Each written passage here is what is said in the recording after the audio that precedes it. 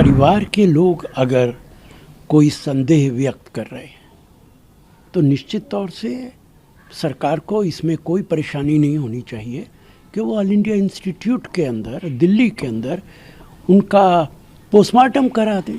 शक और शुबा इसलिए पैदा हो रहा है कि उत्तर प्रदेश के मुख्यमंत्री खुद असेंबली के अंदर ये कह चुके कि मैं ऐसे लोगों को मिट्टी में मिला दूंगा। अगर उसकी नेचुरल डेथ है तो इस सिक्योरिटी बढ़ाने का क्या मतलब है?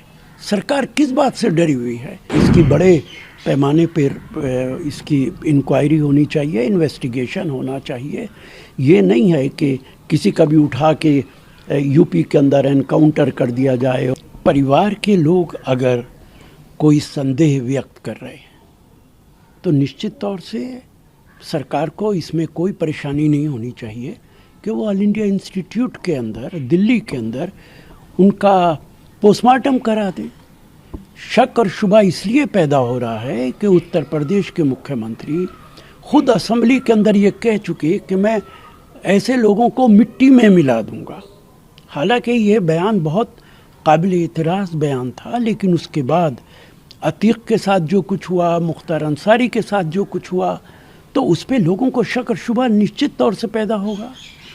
और जिस तरीके से सरकार ने पूरे उत्तर प्रदेश में दफ़ा 144 लगा दी, बहुत सारे ज़िलों में सिक्योरिटी बढ़ा दी।